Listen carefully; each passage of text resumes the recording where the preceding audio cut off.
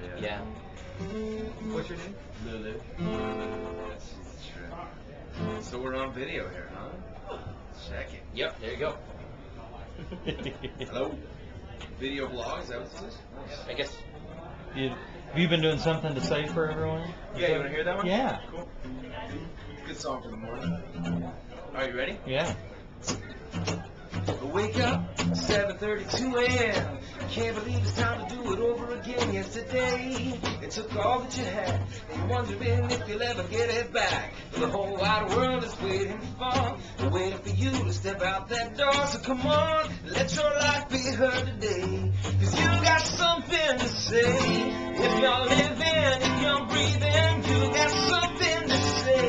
And you know if your heart is beating, you got something to say.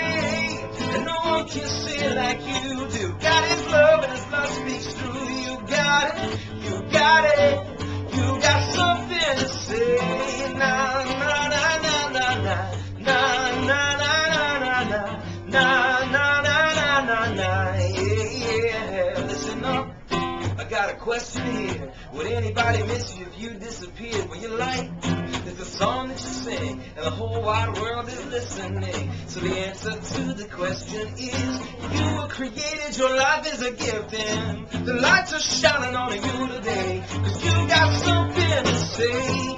If you're living, if you're breathing, you got something to say. And you know if your heart is beating, you got something to say. And no one can say it like you do. God is love and His love speaks through. You got it, you got it, you got something to say. Na na na na na na na na na na na na na na na.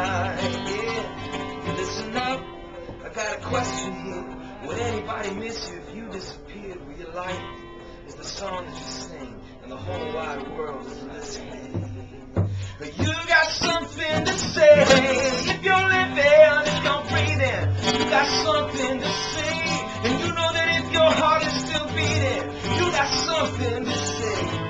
And no one can say it like you do. God is love and His love speaks through. You got it, you got it, you got something to say. Na na na na na na na na na na na na na na na na.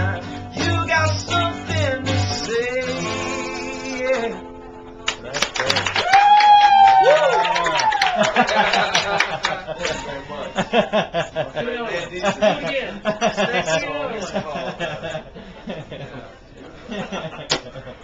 Oh man, I tell you. It's I gotta say though, it's intimidating singing in front of one of the greatest singers in contemporary Christian music.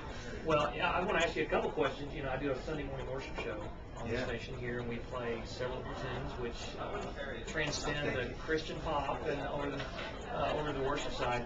But I had such a great time writing with you. And of course, you and I wrote a #1 song together. That's right. What an honor, man.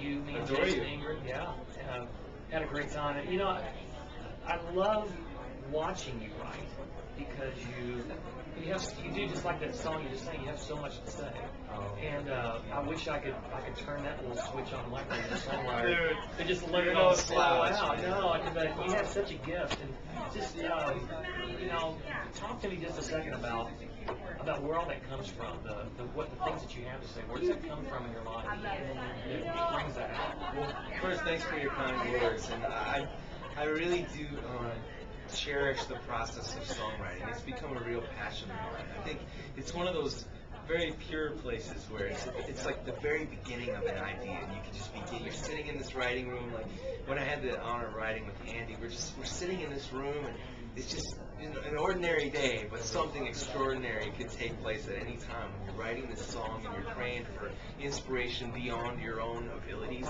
And so, for me, people who listen to my music, and if they pick up a copy of one of my records, hopefully they can come to expect that my songs are lived in. And what I mean by that is just like all of my songs are just an extension of my life experiences. from the ordinary. I mean, a lot of songwriting is about finding the inspiration in the ordinary places, you know.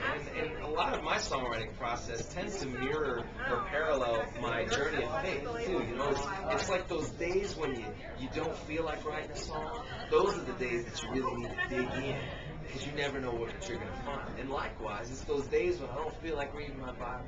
Those are the days that I feel like God's saying, dig into me. The days you don't feel like it, make faith more than feeling it. And so I really see these parallels in my spiritual journey and my walk with God and my songwriting.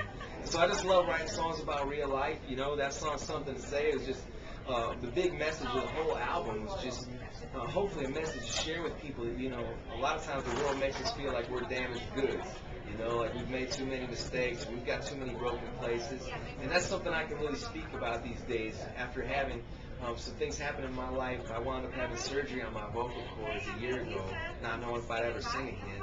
Here I am, a surgically repaired Matthew West, you know, able to share with people that God's not done with you. Even when the doctors or the world says that you got too many broken pieces, God still has something to say to us all. It must be sweeter now knowing that you come through that. Oh, man. And it just makes every time you're able to pick up a microphone and go. Well, it's just like singing for you guys today, man. I'm just so excited. It's like every chance I get to sing, I just find myself filled just with the sentiment, just being grateful. You know, I'm just so thankful that the Lord has restored my voice. You know, the doctors said there were no guarantees that my voice would come back to full strength. And yet when I walked into the studio several months after, you know, all the physical therapy and rebuilding my voice, I just was all prayed up, and I was just praying that the Lord would give me strength.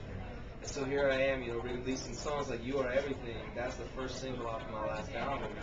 And that's the first song I sang after my surgery. I sang higher notes than I've sung in years. So I told my wife it felt like I went in for a tune-up. So I'm not singing as high as you, Andy, but I just feel so blessed. And hopefully my story can encourage somebody else. That, you know, I've realized that my vocal surgery is somebody else's loss of a job, it's somebody else's family problems, somebody else's financial trouble, somebody else's illness. We all have those broken places in our lives.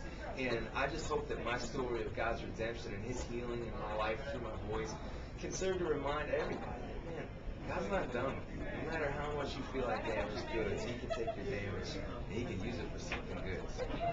King of the sound. Yeah. Look at you go. Nice break. There's a break. Nice break. Got it, man. Nice break.